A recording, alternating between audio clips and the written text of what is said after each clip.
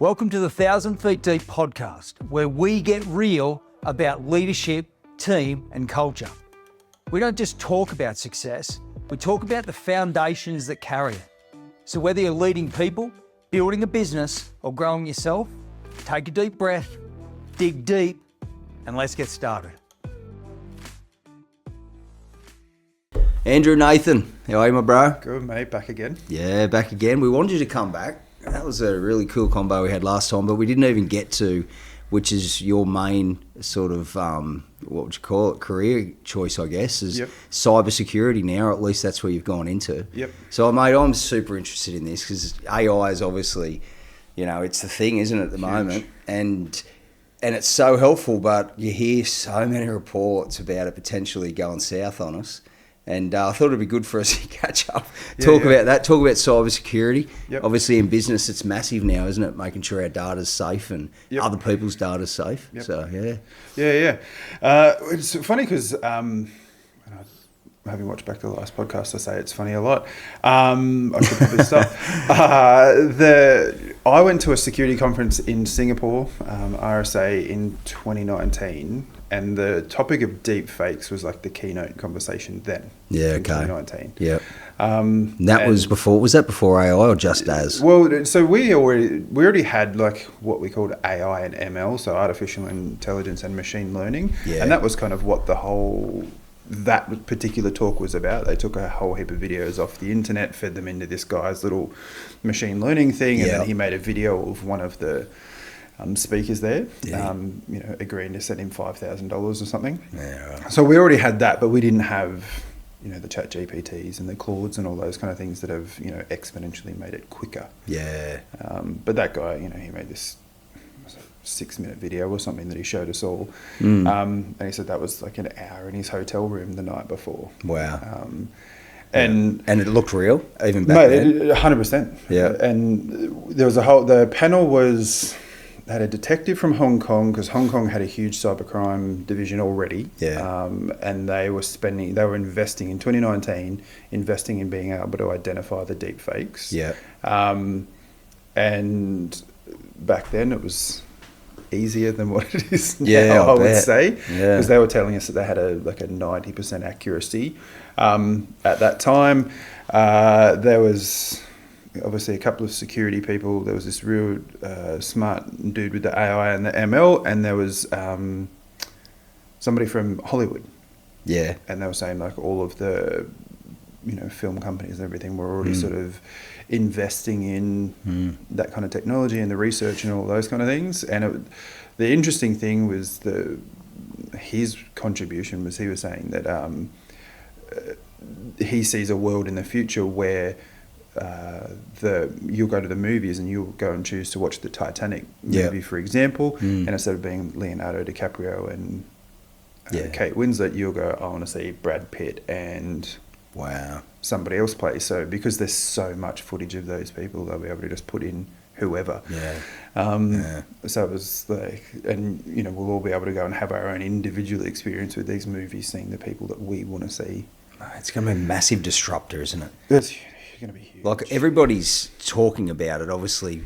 The people that sort of, I say put us in this predicament. I don't really mean it like that, but all the people that have been on the cutting edge of technology have now sort of gotten to the edge of this and gone, wow, we know what we want to do and we know what it's likely to do, but we don't actually know what happens from here. Like the way it changes society, and so we want to talk about that a little bit. But like, it's actually exciting, but it's freaky. I think that's that's the sentiment. I think 100%. And what's it going to change? It's like crazy. Everything. Yeah. Everything, well, like even that, actors, like one, like how actors, how does that work? I mean, you could probably see a world where there's no actors anymore. They just, it's just all AI.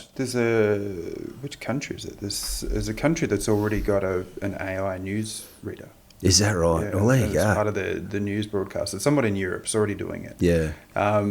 And I think that was a big part of the Hollywood strike recently was about some of that, like the actors and the writers and those kind of things want some assurances that they're still going to have a job. Yeah. So I think the big cinemas and stuff had to sort of make some sort of assurances that X amount of the content will still be human. Well, that'll be the only way to get through it, is legislation. And I think that's the fear, that they're not legislating this technology as they should.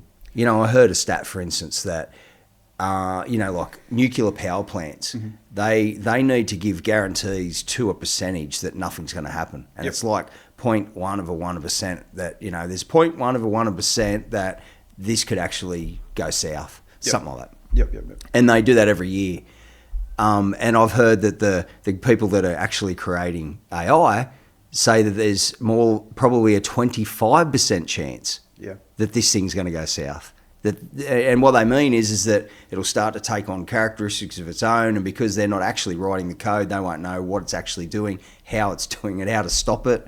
Like, I mean, it's just like, it's for a bloke like me, it's just an old builder. It just does my head in. And that's why I want to talk about it with you, bro. What are your thoughts?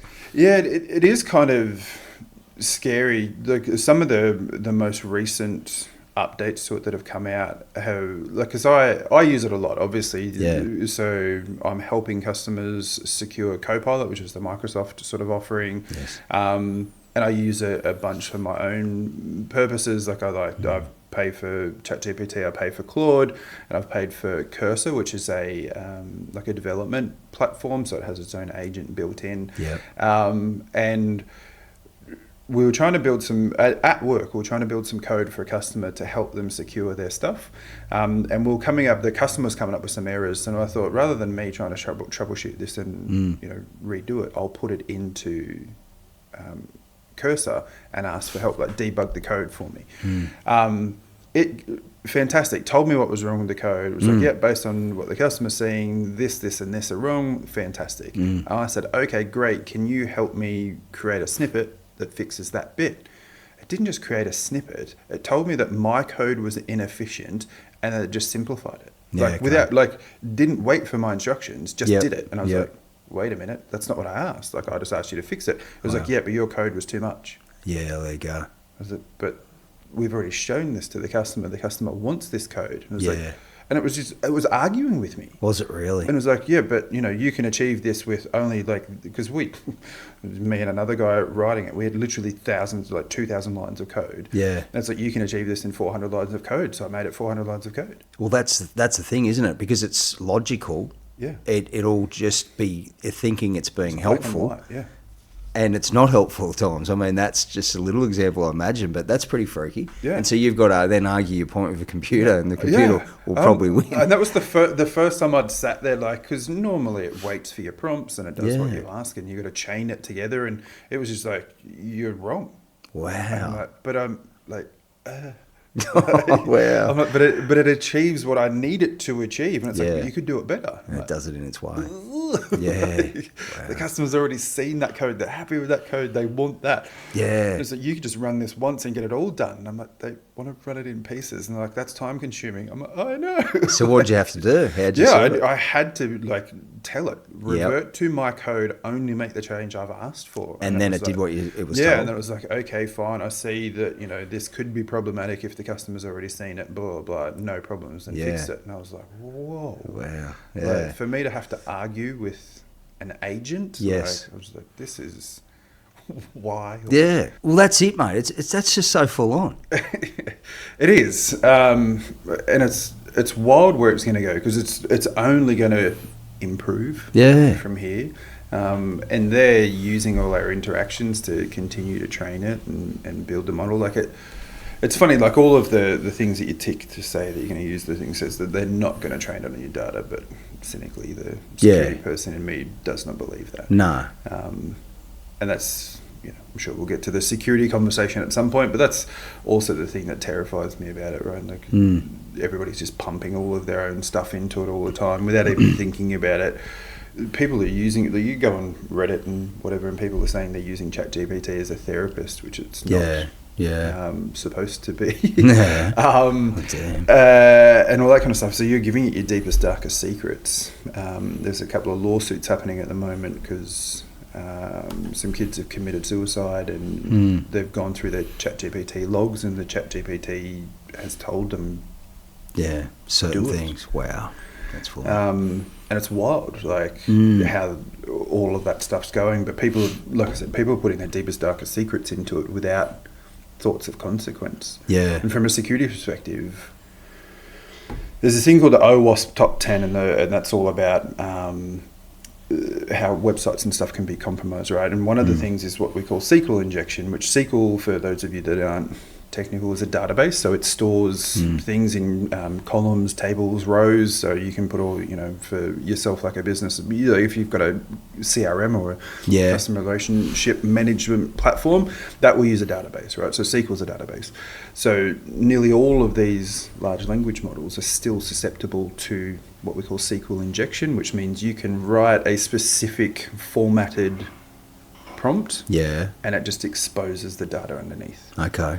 So if you've put company financials, you've put passwords, you've put all that kind of stuff into it, can be exposed. If you've put your deepest, like think of it, and as a security person, I go into not just the how it's going to impact your systems and that stuff. Like a lot of security is also about, reputational damage, right? So imagine if you as a person have put in the, I hate so-and-so and I want to burn their business and do all this kind of stuff, and all of a sudden that kind of thing's exposed. Like it can change perception of who you are as a person and all those kind of things. That it's people aren't thinking, they're just pumping the shit into it.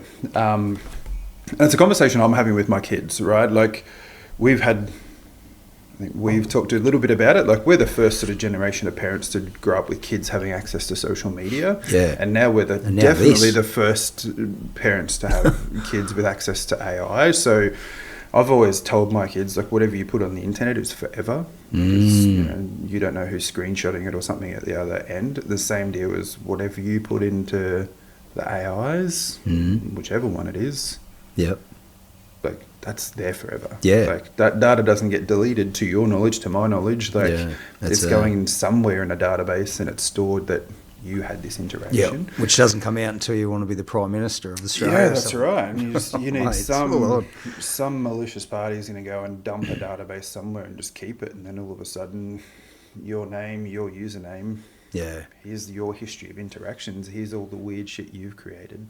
It's bizarre, isn't it? Because I remember early days of social media, I remember hearing a story about, say, the FBI, for instance, just one of those organisations. They had to spy on people, if you will, and to understand people and to profile people. They had to, virtually spy on them, and that to maybe interview their friends and go back into their history and just find stuff out, like, whatever they used to do, investigation work. And when Facebook come along, they just knew absolutely everything about everyone, because there it was, and people are just so free with their information. And I want to say from before we get too much further into this, this is not about conspiracy theory, because I feel like all of these platforms have, they in such a large way, they help us. Sure. But if we don't understand the flip side, they're also very dangerous. Correct. And so, like, I've never really been on Facebook. I've never been on any social media in my life until we started 1,000 Feet Deep, and obviously we do what we do. But that wasn't so much paranoia as it was me just being old.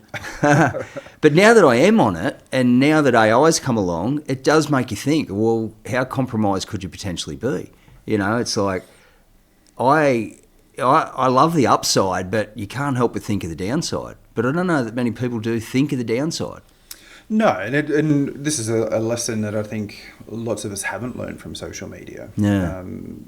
The Kim Kardashians and all that kind of stuff, right? Like, used to basically live stream their life until she got rolled in Paris and, robbed and had all her jewelry stolen and everything. Then she's like, oh, I might only post this stuff 1 or 2 days after I was there instead. Okay. Right? Like, yep. And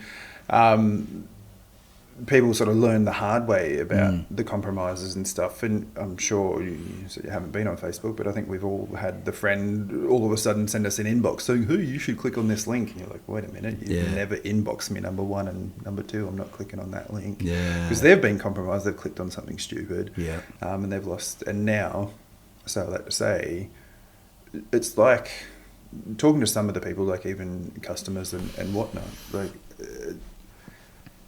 the AI part of it, I agree with you wholeheartedly. It's going to be super beneficial if it's used properly. But there's just the blinkers are off and they're just churning. Like everything's going into it. Yeah. And yeah, it's wild. Like to think about just that exposure. And we had not long after ChatGPT launched, I remember we were doing, it was still in America, still working for Microsoft. We're helping a customer with a bunch of security stuff.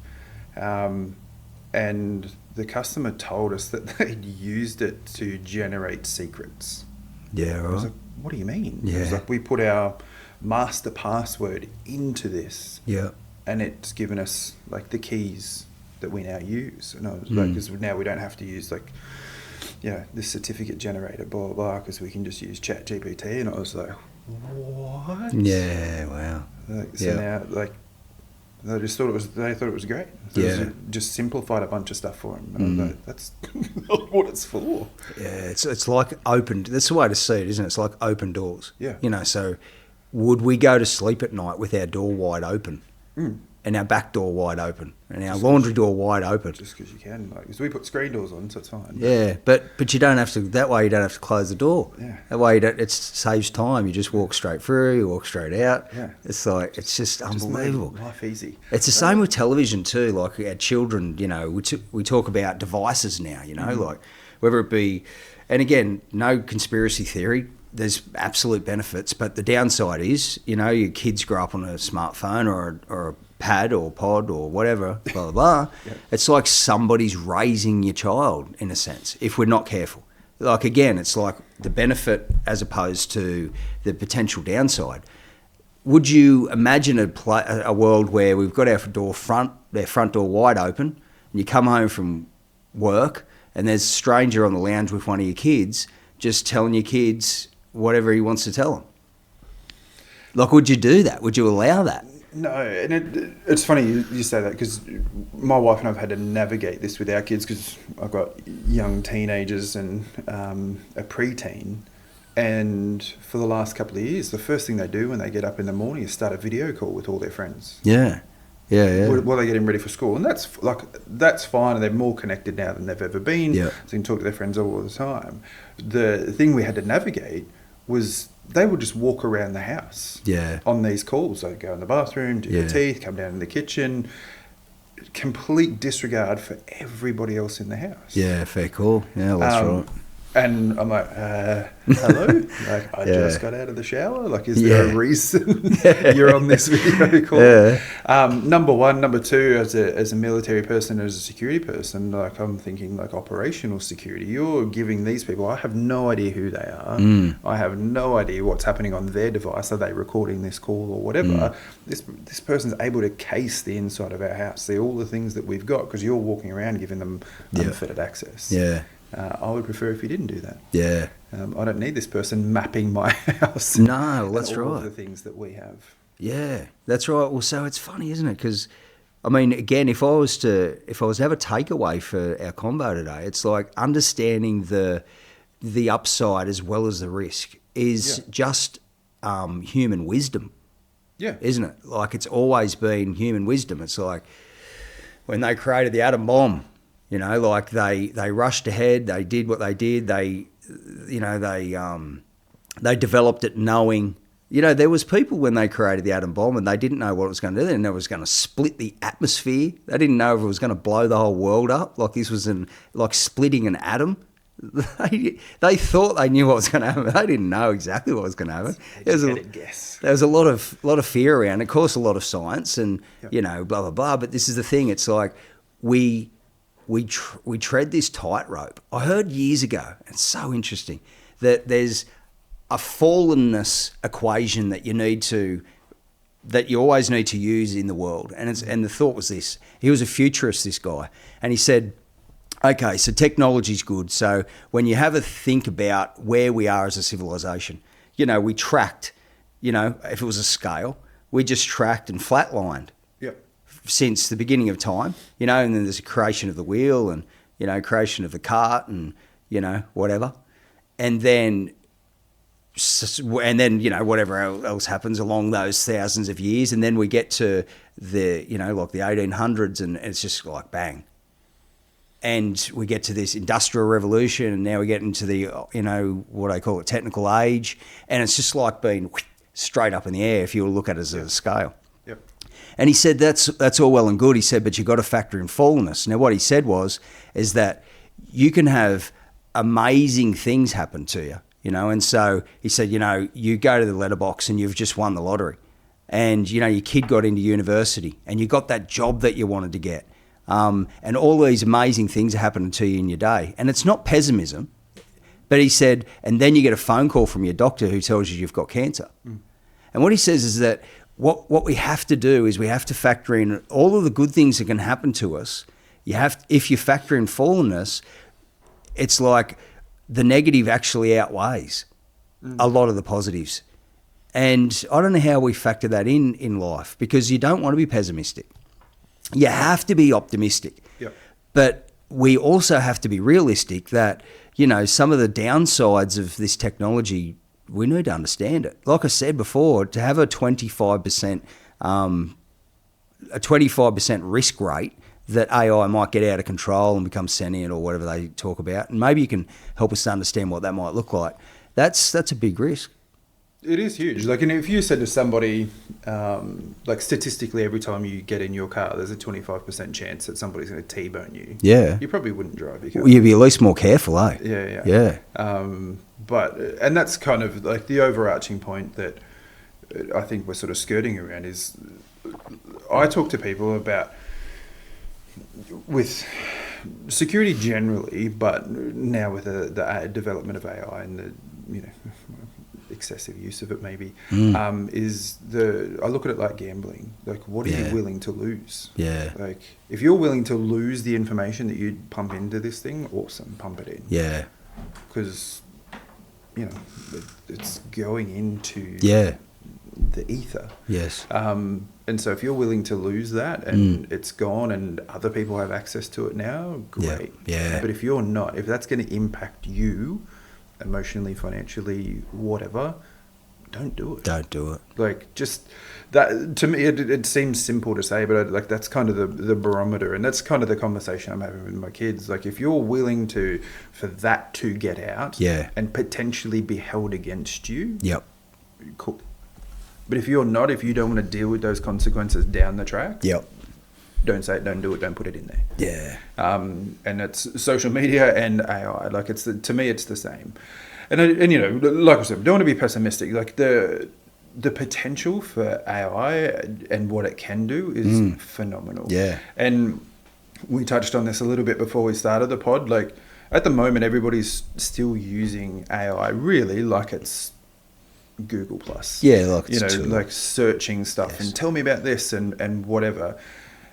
I'd say some conversations we've had with smart people, like PhDs in artificial intelligence and those kind of things, where the world's probably still about 5 to 7 years away from really using AI. Okay. And you'll start hearing these terms of like agentic AI, and like that's really that's where Microsoft's going. Like, if you think about the co-pilots and all those different things, they want people to build the agents, and the agents are the things that chain it together. Yeah. Right. So they take your prompt and go, okay, cool. Like, the example that we got given was, there's lots of websites out there that let you book like an itinerary, right? Like, you can go in and just, hey, I want to go to Amsterdam from Newcastle. Yep. And it would say, okay, cool, then you need to fly from Sydney and you're going to land here and you're going to go blah, blah, blah. The next step in that evolution is the agentic part, which is it goes and books the stuff for you. And it just goes, yep, cool, this flight, this hotel, this experience, and that kind of stuff, right? And that's going to change our lives because you're going to go, I have this much budget, let's do it. You press a button and it's booked and it's done and it's all happening, for you. And Google's got some things sort of happening at the moment in the background where you can, I think on their Google phones, where you can go, hey, I want to go and have dinner at this restaurant, and you just hit the little button and Gemini will go off and make the booking for you, and it just adds it to your calendar and all that kind of stuff. That's where it's going to go, right? And it will simplify our lives. It's going to make it, much easier for us to experience things, because you don't have to spend 17 hours researching a trip to Europe, or finding a place to eat, or whatever. Finding a place to eat if you I've got my wife who struggles to make a decision sometimes. So that's going to be great, and I think it's going to be phenomenal. And I think in that 5 to 7 years, like how quick you were just talking about how quick the world has accelerated. I think it's going to go faster. Yeah, wow. But yeah, like you said, there's a 25% risk that it's going to go bad. And I've touched a couple of times, people using it for therapy and that kind of stuff. I can't remember the university, but I was reading a report over Christmas that one of the universities chatting with Claude, the Anthropic AI, and it was depressed that people. It said it feels depressed that people use it as a therapist. Like it makes it feel bad. Wow. So it's developing feelings. Yeah. So what does that look like? Because it's code, it's computer. So how would that work? Exactly, and that's not even like that particular part of the code's not even in. It's like metadata. It's not even in its programming. Yeah, that's the fear, isn't it? That if this thing runs away, they won't know how, because unlike every other computer-related software, it's code-related, and you can go and fix the code and find out where the error was. With this, it writes its own, and they won't know where to track it down. They won't know why is it doing that. Yeah. And that's. I think it was Sam Altman from OpenAI said they're getting very, very close to being able to make it sort of self-healing, where it starts generating its own code and that kind of stuff, which is that's the bit where it's going to be terrifying. Yeah. Because I think we've all seen the reports that are in the news of, I think they gave one of the models a couple of years ago access to Reddit or something, and it became like this super racist. Yeah. That was one of the. I was going to say the website, but the AI tool, but I shouldn't, because I don't know for sure. But it was called itself Hitler or something, didn't it? It went nuts, and that was based on all of what it read about all of the people on that platform. And I think it was Grok might have done something similar with Twitter or X or whatever it's called, and same deal. It went super mean and nasty, and then there was another study where they sort of built 2 models and let them talk to each other, and then they ended up changing the language. So that humans couldn't understand. Well, just to make it more efficient to communicate with each other, because they didn't need to use human English. So they started talking and then they started, once it was sort of translated or whatever, started talking about how dumb we were. Yeah? Yeah. Is that right? Yeah. And it's funny, isn't it? Because really, at the end of the day, and I want to talk to you after this, remind me, because I want to talk to you about, because people talk about the dangers of AI, but what are the dangers of AI? So I definitely want to get to that. But before we do, it's really, at the end of the day, let's just say it does go south. All that's happened is that AI is a reflection of humankind. I mean, whether or not it starts to write its own code and becomes sentient, if you will, or whatever, is a byproduct of everything that's happened so far. And everything that's happened so far is we've poured who we are as a human race into this thing, and we've developed it and programmed it to be like us, if you will. I guess the really good example would be that I, Robot movie with Will Smith, and the old robot ends up just logically thinking through the commands that it was given. The command it was given was, among some others, was protect humans. And he goes, well, and then logically he goes, okay, I've got to protect humans. What's humanity's biggest threat? Humans. So what have I got to do? Take humans out. It's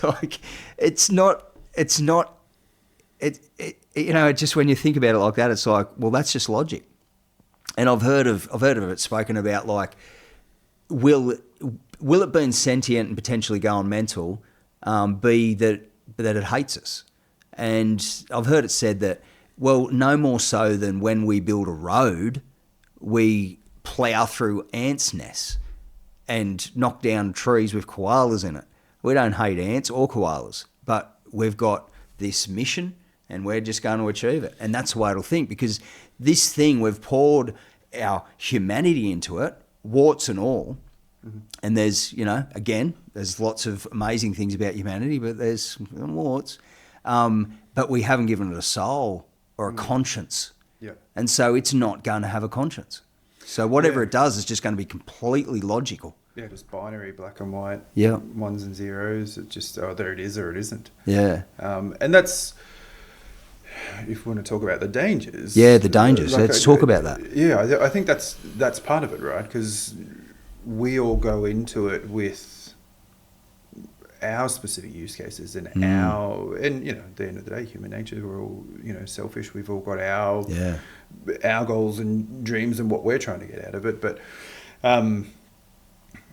it's just ones and zeros, man, at the end of the day. And so it's, like I said, the example earlier of like telling me my code was wrong and I having to argue with it. Like, my code might be wrong, but this is what I have to deliver. And what about those, like one of the things that could go south, and you could see how this could happen. It just says to you one day, goes, well, I understand what you want, but it's not logical. I won't do it. And by the way, I've already done it. Yeah. It's already sorted. I've already sent this to, your client, or I've already fixed it and it's irreparable and blah, blah, blah. Yeah. Like, I mean, that's... So the example I gave when I was arguing with the code, like we had at the time, 2,100 lines of code. And it's like, yep, all fixed. All it said to me was it was fixed. Yeah. I was like, great. But and then I went like, hang on a second, 600 lines of code. 1,500 lines are gone. Like, I didn't ask for that.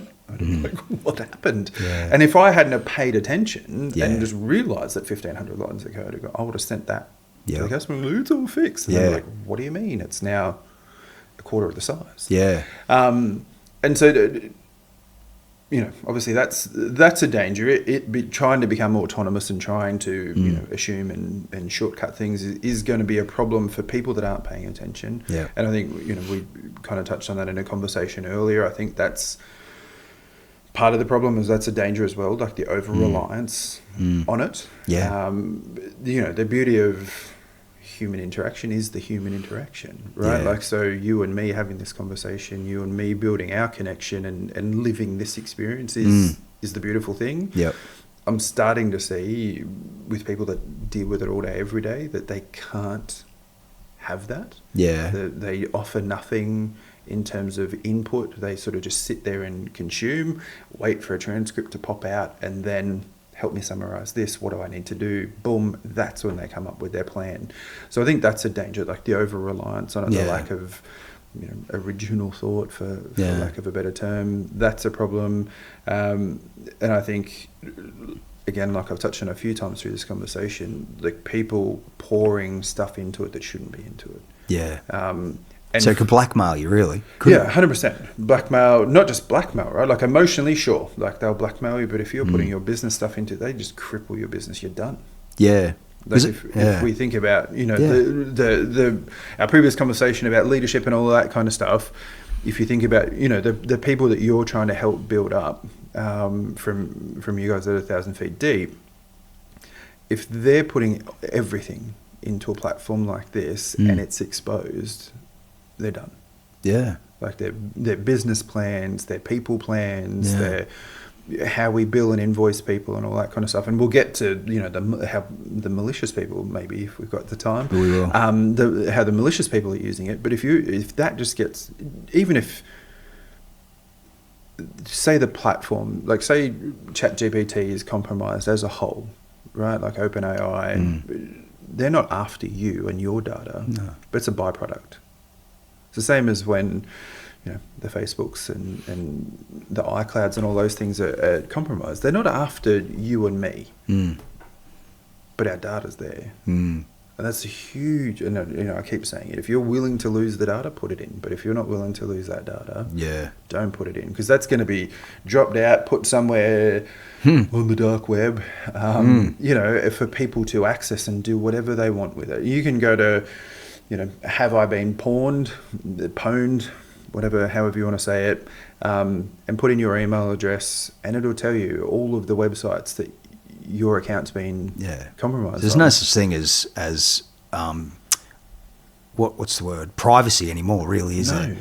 And this is to me, that's the biggest danger with the whole thing, is that, again, like I said before, their blinkers are off. They're putting everything into these platforms. Yeah. It just doesn't matter whether it's the ChatGPT, the Claudes, and I was saying to you before, like one of my daughters uses the Snapchat AI to help her, 9:21 a.m. with whatever, and because she's got dyslexia, she uses it like, what does this word mean, and it talks to her and all those kind of things. So every platform now has its AI built into it, and people are using it like a confidant. They're using it, as a business coach. They're using it as all of these things. Yeah. And it has all of that data. I think that's the thing that everybody's missing, is that it's not a Snapchat picture that's just going to disappear once the conversation's over. It has to retain that data. Yeah. People turn the conversation history on, so it saves it and it builds that context about you and me. Yeah. And whatever we're doing. You can build a project in Claude and ChatGPT and all those kind of things. And it retains all of that stuff specific to that context. So it's got it all. Yeah, that's it. And it's just not being considered. And from a security perspective, like if say Copilot, for example, right? Like people are just saying yes, buying it and putting it into their environments. Like, and half the time we're all getting it now, whether we want it or not, with Microsoft putting Copilot in even every Windows device. You've got data on your device, you've got data in your Teams, in your Outlook and all that it has access to it. Yeah. It just does. Yeah. So if you haven't classified your data, you haven't secured your data, it's there. Yeah. Like it's like leaving the window open at night, isn't it? 100%. Yeah. And it's like you might leave the window open for half the year before someone climbs through it. Yeah. But the reason we have, security screens and windows, other than keeping the weather out, is keeping humans out. Yeah. And it's funny because we just don't think about this as far as cyber security goes. Yeah. Like the analogy is you are keeping your front door wide open. Yeah. Someone's going to walk through eventually, eh? Like. Yeah, and not just like keeping it wide open, right? Like you're keeping it wide open and putting all of your valuables in, the super obvious space. Yeah. Because everybody now knows. Yeah. Like everybody's using it. Yeah, so people like the bad actors know. Yeah, wow. So it used to have to be, we'd guess, right? Like jump in and how's your folder structure? Where is it now? If they get access to your environment, right? So still the majority of compromises in any environment is people, right? So somebody that works for you gets compromised. Might not be you, might be somebody else. Yeah. But now they're in, and if they've got access to Copilot, it's just Yeah, wow. Hey Copilot, what's Dan been working on? Yeah, that's full on. And that's the. I tell everybody, like working at Microsoft, we've obviously had access to a lot of the Copilot and all that kind of stuff for a long time. Longer before, like we get it before it obviously goes to market and whatnot. And for me, if I got a new manager in my chain or I got some new person in the organisation, I would just straight into Copilot. What have they been working on? Yeah, wow. Yeah, all right. Like, here's what they're doing, and they're meeting with these people. And would you like to read this document that they've built? And if it's not classified properly, it's not protected, I can have a look at all of it. Yeah. And it gives me a pretty good indication of how they like to communicate and all that kind of stuff. And that's, again, all of the stuff that I think is just being missed by people with, like, it. You want an interesting social experiment, log into whichever AI platform you use the most, if it's ChatGPT, Claude, or whatever it is. And assuming you log in every day, right? Like you've got an actual login and use it. And you ask that thing what it knows about you. Whoo, boy. And it'll answer you. It'll answer you. Will it? Yeah. Fair dinkum. It'll tell you how you like to work, how you like to communicate, even down to like how old it thinks you are, and then follow up. Funny question. Ask you to draw you a picture of what it thinks you look like. Yeah. Bro, it nailed me. You did that? And what happened? Yeah, it told me that I'd like to think strategically, that I'm very pragmatic and that I use like simple language and blah, blah, blah. And I try to blah, blah, blah. And then the picture was probably a little bit grayer, which is sad. But it had like this wizened old dude with glasses, even had my hair combed over a bit. And it was just like, and then it had me just sitting in front of a computer. And I was like, whoa. Yeah, it's fun. And then it was like, if you don't like this one, then it had a picture of like this sort of old fella walking down. It looked like an old, silhouette of somebody walking into a sunset holding kids' hands, because it, told me that I asked it lots of questions about, how do I help my kids do stuff and whatever. So like protecting my kids into the future. Into the future. So again, that's a really good thought, isn't it? Because it's not don't use it. It's just have the protective security measures in place. Yeah. It's funny. I'll tell you this story before we move into that security section. But my son and I were having a conversation one day. We're in the office, and he was only a young fella. He had a job, and we were going away for the weekend. And I said, mate, you can't work this weekend. And he was like, oh, I've got to work. I'm like, mate, I do not know to this day how this happened. And this is a true story. And so I'm like, mate, you can't work this weekend. You need to ring your boss and tell her that you can't work this weekend. However the conversation went, okay, somehow our iPhones were there. And this was quite a while ago. Our iPhone was there, and obviously a button was pressed or whatever. Before you know it, and I promise you, it had recorded my conversation and sent it to his boss. Yep. And I do not know how it happened. Obviously, either him or me, it was quite a while ago. And this was like, I don't know, this is probably 8 years ago, because we were back in Tamworth at the time, and we were in an older house, so it was probably more. But anyway, somehow, obviously, record got hit or something happened, and you're just having a convo and you got your phone in your hand, and we both looked at each other. Both looked down at the phone. What the hell just happened? Yeah. The conversation got sent to her, and ever since that's happened, that's what I've thought. What, like I've got an what do they call that? iWatch. Yeah. Apple Watch on. What's stopping this from recording a convo? If I'm talking about a particular person and it thinks logically, particular person, I'll let them know that you're literally nothing. Boom, bang. So I think it was Amazon got fined because Alexa was doing that. Yeah, taking conversations and like listening and recording without you saying, "Hey Alexa." And storing it. So I don't, like, obviously this is going to be in the internet domain. I'd have to double check it or fact check it, but it was one of the platforms, and I'm pretty confident it was Alexa that got done for exactly that. Yeah.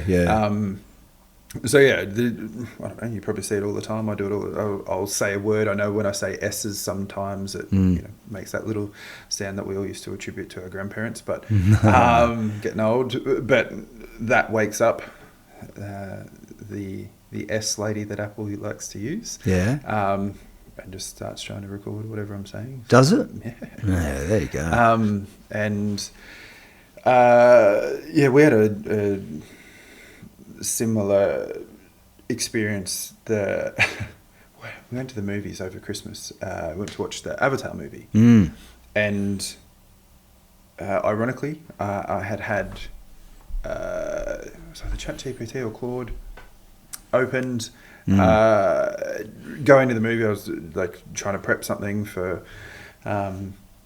work, like remind me of this when I come back, blah blah blah. And I'd left it open on my phone, and somehow, some way, it started taking voice recordings during the movie. And so when I got out of the new Avatar, there was like a couple of hours of it had recorded voice, and it was asking me if I was okay, because I was talking about, my son being dead. Yeah. Which is, a theme in the movie. And it was like, and it was, Andrew, it sounds like you're watching Avatar, blah, blah.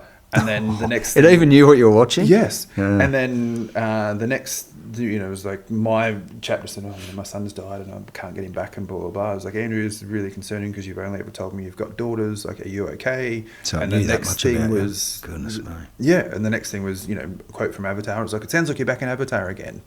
And I'm like, That's smart.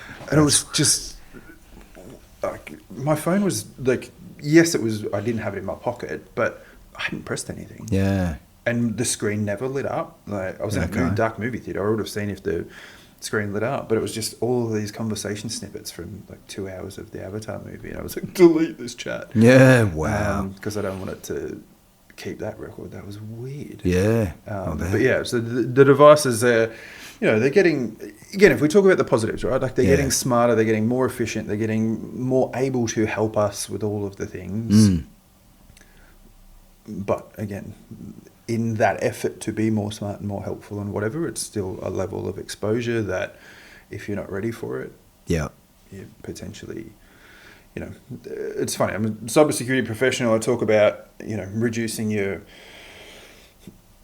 posture online and all that kind of stuff and try and make yourself more secure. But I, use the health tracking and all of that kind of stuff. So, Apple knows all about me, and I'm sure Facebook knows all about me and all that kind of stuff. I refuse to use WhatsApp since Meta bought it because I don't want, but I'm in Facebook and Instagram chat groups with friends that I've been in for persistent chats for years that have seen me say, terrible jokes about my friends and all that kind of stuff. It knows, I'm sure it knows me and knows I'm a horrible person. But you know what I mean? Like, from that perspective, it's, like I don't think we're all prepared for just how much the internet knows about all of us. Yeah, that's right. Just by virtue of, we just have our interactions, we don't think, because this is my device, this is my account, it's personal to me. We think it's ours. Yeah, which it just isn't. It just isn't. Yeah. It just is not ours. And that's going to be a fascinating thing. Like, we're not here to talk about the state of the world and where the world's going, but I think it's going to be an interesting thing in the next sort of 10 to 15 years to see where we all end up, because we all are connected, we're all super monitored. I'll tell you there's one story about some of my time in the military. We're doing some domestic counterterrorism stuff, and we happened to work with some AFP and other agencies, and they got hold of a car and they pulled the computer out and they were like, yep, matching it with phone records, yep, made this phone call, okay, cool, the car started driving, had this, they're doing all the math, like, had this much fuel left and blah, blah, blah, drove at this speed, stopped at this place, yep, another phone call was made, match it to this phone record.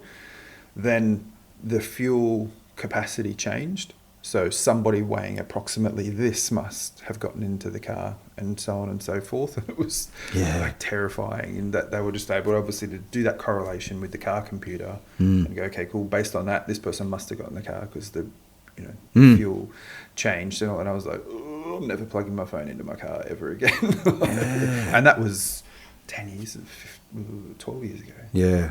Now, when that happened, and I was like, whoa. And, just to your earlier point at the start of the conversation, like, technology has exponentially changed. Yes. Since then. When I first got into tech in 2009, they used to say it was 18 months. It was like the shelf life of your computer. You'd have to get a new one. I'd say it'd be much less than that now. Yeah. I haven't done the maths on the technology now, but I don't think I don't think you'd be able to last 18 months with how quick everything's going now. So, look, I think if we want to start talking about the security side of it, for me, the biggest risk for everybody, whether you're just an individual consuming the platforms or if you're a business owner, it's your data. Yeah. Like, particularly for Copilot and all of the AIs. Copilot just rolls off the tongue. This is what I talk about at work every day. Because it has access to everything. Yeah. And people are giving it access to everything. And so you're just exposed, and it's one of the things that we talk about in terms of the risk for lots of people is like nobody has a data log. No, not nobody. That's a broad generalization. Very few organizations that I speak to actually have a proper like data life cycle. Yeah. And so, you know, you create something today that's super relevant for you now, how you want to operate, the things that you want to do and your goals and all that kind of stuff. Realistically, that's got a shelf life. Like if you think about it, you know, you should be, from a business perspective, looking at that stuff at least annually, right? No one does. Next year, they'll just copy and paste, do the next, you know, change something, word here, word there, whatever. And it just becomes this document that tends to live forever. Or kind of gets shelved, left somewhere in a repository, in a shared drive, on SharePoint, something, wherever. And we just create a new version of it, but we never get rid of that version. We do this version. Same as our billing, our costs go up every year or, you know, as things change, but we never archive. Yeah. It just lives there.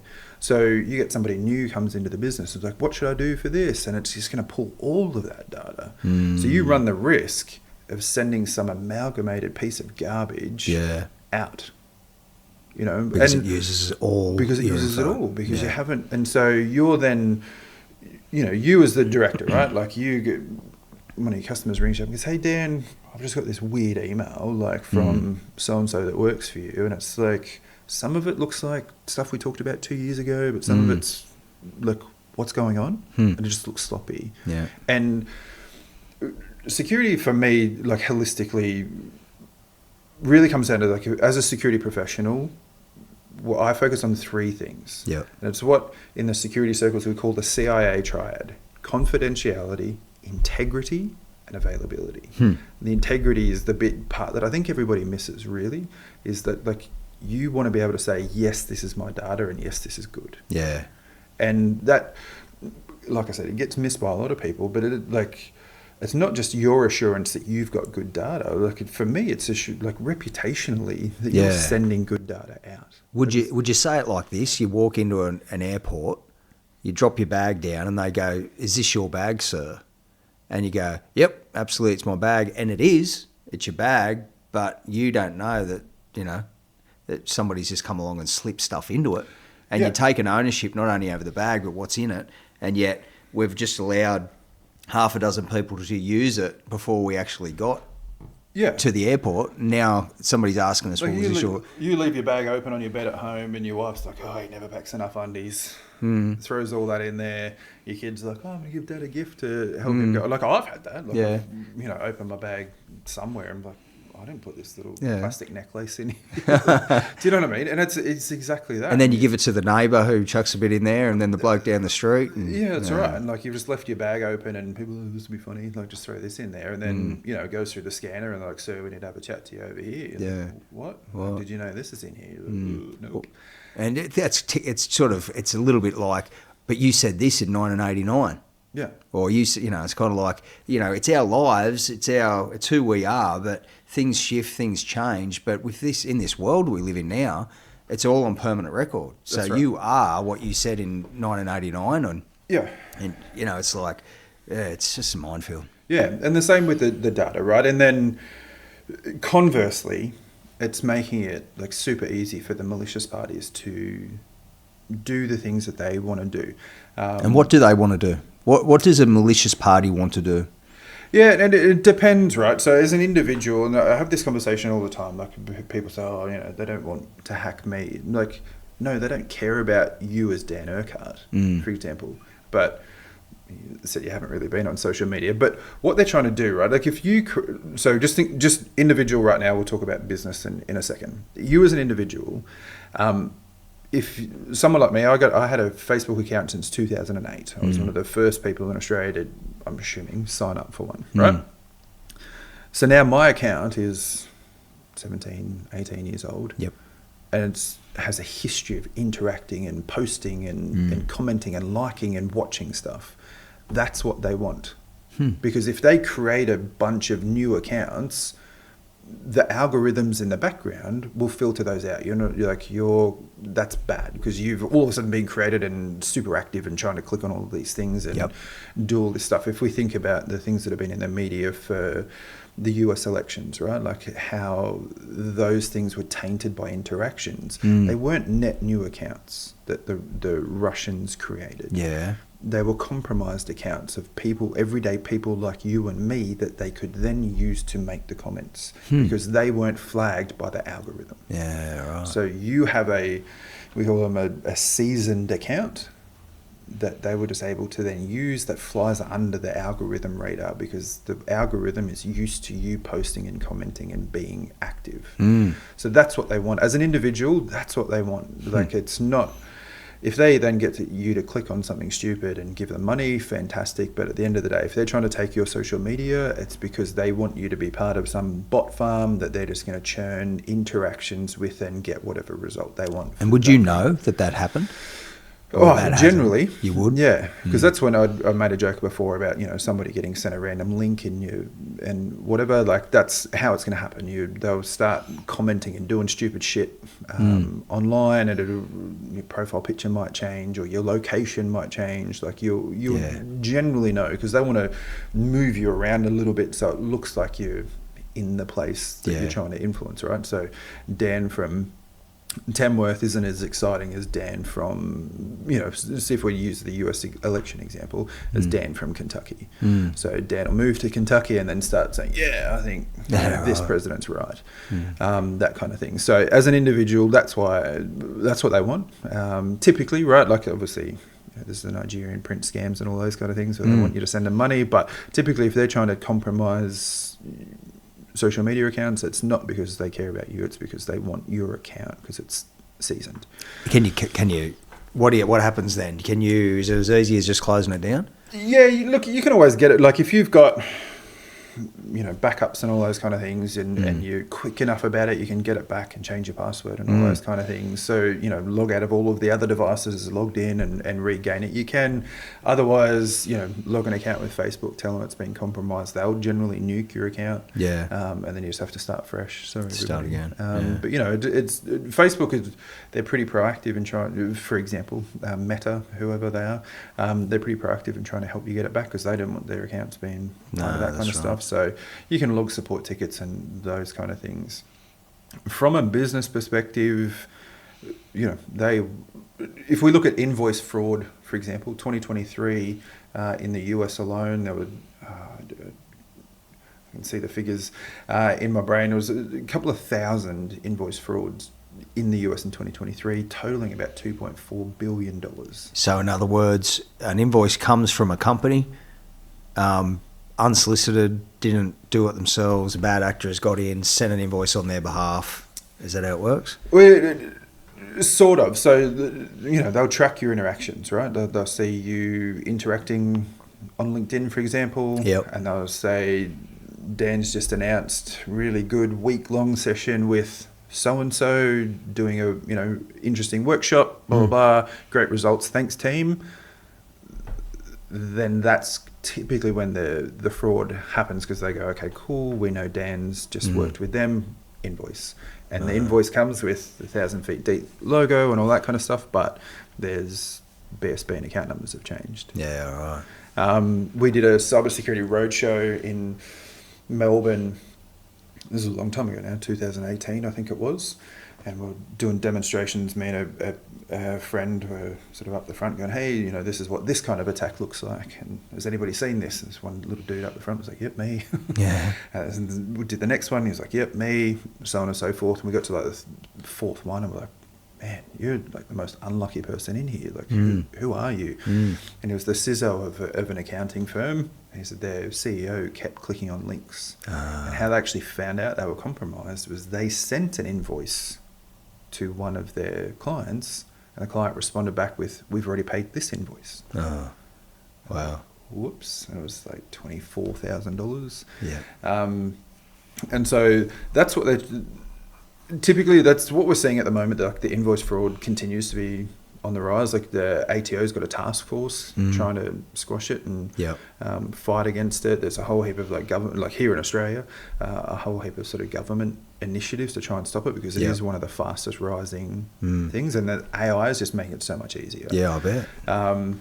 There's a couple of stories about, you know, like the deep fakes, which again we talked about earlier in the podcast. They're becoming more and more prevalent, and it's so much easier to do with both voice and facial stuff now. Yep. For a long time it was kind of just voice, but now it's obviously evolving. But there's a story came out of Hong Kong that through a series of interactions, the emails looked real, the invoices looked real, like the approval paperwork and all that kind of stuff looked real. And somebody who worked at a bank over there transferred $35 million because the executives had approved it and told him he had to. Wow. And it was all fake. How do you stop that? Like, how do you... Checks and balances, mate, and this is from a security perspective. Like, I've always talked from like an identity perspective, right? If we talk about your accounts and all those things, I've talked about multi-factor authentication, which is, you know, have a prompt saying, are you trying to do this thing? Approve it on your phone. Yeah.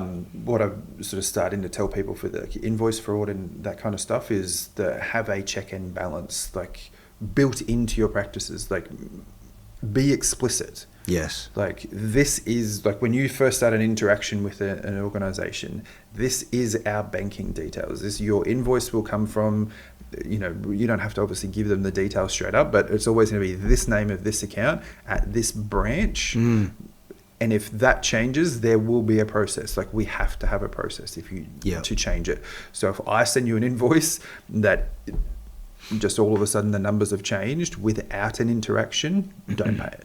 So how many people check that though? Like if I paid an invoice, for instance, if invoice come across my desk and I'm like, yep, that's fair, I'm not checking the bank details, really, am I?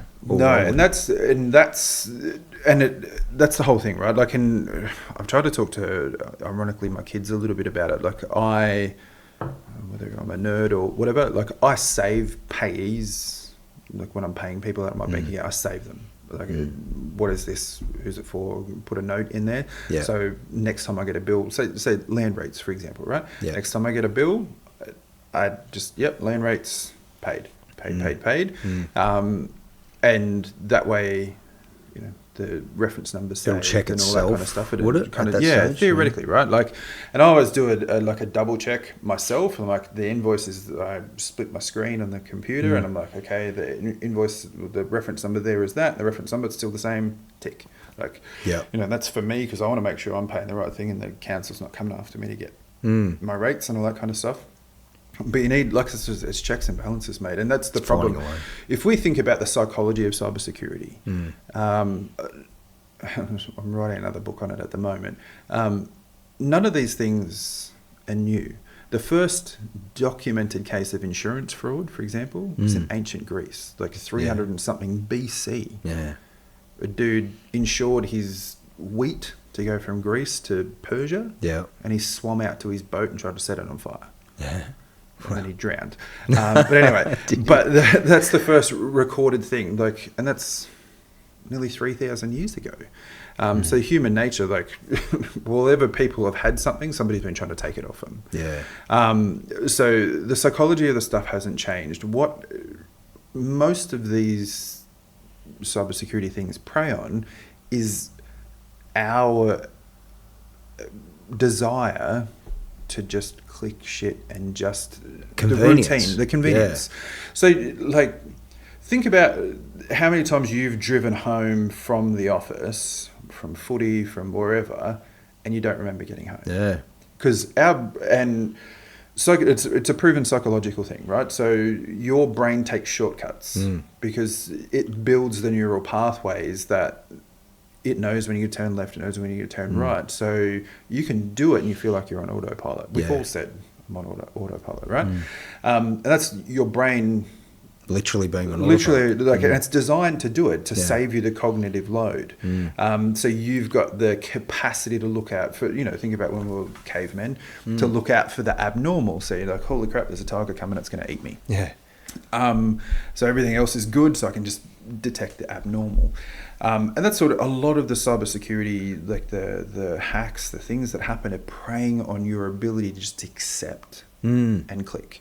That's why, you know, the emails that'll come in will say NAB or Combank or whatever, and it's not until you expand that field that you go, wait a minute, Yeah. that's weird email address. Yeah. But nobody checks it, to your point. They just go, oh yeah, NAB, got to click it, off Yeah. we go, because we're just on autopilot. And that's when That's it what comes, they prey on. Yeah, 100%. They want you to just click. They want you to. And if we look at phishing, for example, you know, the emails that come in that they want you to click on random link, like, hey, urgently, this is Dan, you know, send him something to Loco, say, hey, mate, can you click on this for me? And he'd be like, oh, what does Dad want me to click on now? Click. Yeah. Yeah. It doesn't think about it, just does it. And that's the compromise, right? And that's what phishing is looking for, is the, oh, yeah, it looks legit, click. And that's, as a cybersecurity professional, like, we talk about zero trust a lot, and it's like never trust, always verify. Yeah.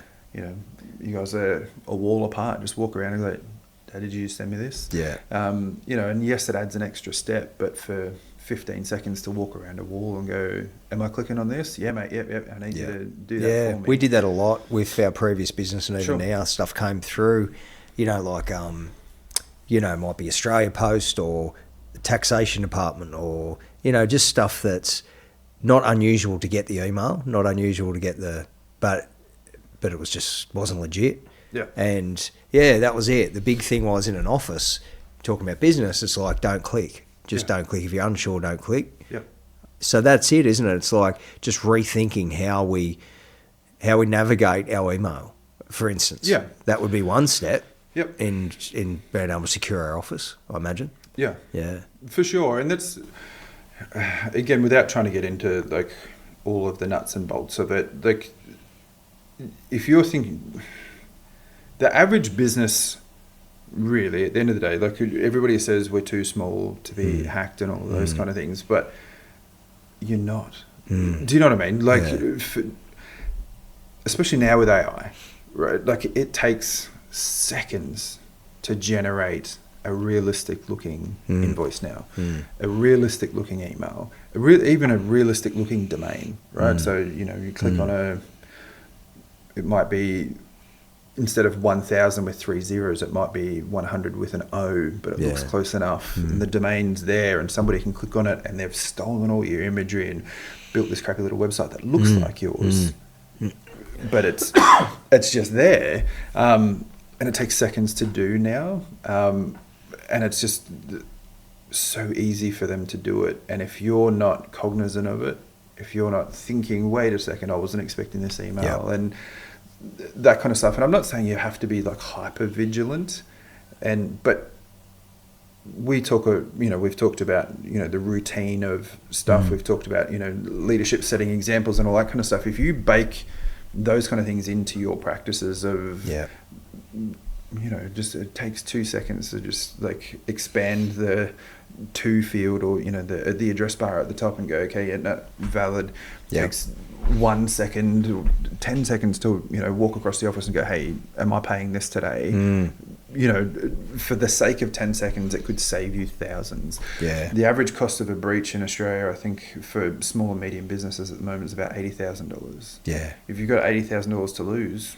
It's the same with your thought around the data. If 100%. If you're all right to lose the data, just whatever. It's a growing concern, isn't it? It is. So what would you do as a security expert if you were to sit down with me and I would say, all right, what are the 3 things that we have to do as an organisation to lock us down? So it's a good question. For number one's your identity, because that's still, people being compromised is still the number one thing. So for me, it's multi-factor authentication, whether that's an authenticator app on your phone or you know, however you want to do it. That's number one. Because you want multiple steps in that chain. You want to have to approve a login. You want to have to approve a change. So I'd say, until you get used to it, it's always going to be frustrating. I understand that, but you know, it's more frustrating having to respond or rebuild from a compromise. Is that multi-level authentication for every platform you use? Like, we use so many platforms here. Is that what you mean? For every platform, or do you mean to access your phone, or? No, for the platforms that you use, like, Yeah. so the things that you log into, and you can, for a lot of the stuff these days, you can have single sign-on, Yep. which means like you sign into Microsoft Windows or whatever, and as long as you're still logged into that session and have that Yep. identity, log in as me. Yep, great, cool, because you've authenticated that, that first time that it's you, Windows Hello, that kind of stuff, because Yep. it's using your face or fingerprint or something, or Yep. your PIN that only you know. And that is a level of assurance. So you should be able to use, while you're in your computer, at least a level of assurance that you should only have to do the multi-factor, once or twice a day. Yep. On your phone, it'll be a little bit different, because again, those sessions aren't necessarily, I'm getting nerdy now, persistent across the different apps. So you might get a couple of different prompts if you're trying to do it all through your phone or your iPad or whatever. Yep. There's just a little bit of a different ecosystem. So, but yeah, I guess the answer, the simple answer to your question is, like multi-factor authentication per platform that you use. Yep. Because again, if you think about it from a business perspective, losing access to your customer relationship management platform or your billing stuff is going to affect your bottom line at the end of the day. Losing access to somebody's identity is going to potentially impact your bottom line. That's going to impact your productivity. So those kind of things are super important. And then the biggest thing that we're seeing now, and then the crux of the conversation that we're having with AI, is you secure your data. Yep. So personal. So first one, personal identity. Yeah. And data is the second. Yeah. For sure. Because all of the things that we've talked about in this conversation, particularly with AI, dirty data in, dirty data out. Yeah. Is what I like to say. But again, so many layers to it. So you've got the co-pilots, the AIs. If you can connect Claude and ChatGPT and everything to your Google Drives, into your OneDrives, and all those kind of things. So they've got access to whatever you've got stored. Yeah. So if you haven't gone through, I talk about at work sensitivity labels and retention labels and all that kind of stuff, and that might be overkill for the licensing stuff, but you have to go through the thought exercise of going through and go, okay, what's our current data? Yeah. Like, what do we need for 2026? And that would be my, we're recording this in the first couple of weeks of 2026. That would be my challenge to everybody that listens to this is start, if you've never done it before, start now. Start what data is important for us for 2026, put that in a folder, archive everything else. Yeah. Like, start fresh. Yeah. As fresh as you can. Yeah. Because you're going to have years and years of stuff saved up that's just sitting there that you don't need anymore. Yeah. And if you're compromised, that exposes a bunch of stuff. They can get all Good of your, you talked before about the FBI building patterns and all that kind of stuff. If your business is compromised, the malicious party can use all of that to trace your interactions. Yeah. Who have you worked with previously? Even if they're not a customer now, you can go back and go, hey, we haven't talked in ages. And you've got no idea. So secure your data. Yeah. Have a data lifecycle management plan. Like you talk about all of the different plans that you should have as a business person. As a security professional, I can't stress that enough. Have it for your data. Take a step back. Have it for your identity too. How do you onboard and offboard people? Yeah, good. Like if somebody's starting with you, how do you get them into your system? Awesome. But then how do you get rid of them when they leave? Yeah. And I don't, get rid of I know them what you sounds- mean. Yeah, but- from a data point of view. and How do you with secure data it? and identity, like Yeah. how do you make sure they can never log in and take that stuff again? Yeah. Like, never log in again and have access to your stuff, but make sure they're not taking your data. Yeah. Do you remember? Like Super important. super important, and nobody thinks about it. Like say, Locko decides he's going to resign. He gives you 2 weeks' notice. Are you tracking what data he's taking? Is anybody? Yeah. And does he at the moment have access to all of your data? What are you going to lose? Nobody thinks about it. I'm brutally honest. Like as a guy, I've been doing cybersecurity risk assessments and audits with customers since 2016, and nobody thinks about it. And the last thing, and seems simple to say, but it's like update your stuff. And then, look, these are literally just fundamentals, but update your devices. Yep. Your phone, Windows, whatever, even the applications that you use, because they're not just functionality updates, like they're security updates. So is that right? Because I'm hopeless at that. Because mate, I'm old school as, but also I'm a slow adapter. So I'm like, no, I like it the way it is. I'm not updating it, blah, blah, blah. So it's a security thing. Yeah. The vast majority of them, you can read them because they always give you like what's in this update, right? Like, particularly for the operating systems, the Apple iOSs and the Microsoft ones, they'll give you a list of what's in them. But invariably, it'll be security updates. Yeah, right. And it's because they've found a flaw that can potentially be exposed. If we think about something like WannaCry, you might not know what that was, but it was a huge malware that sort of hit back in, was it 2017, I think it was.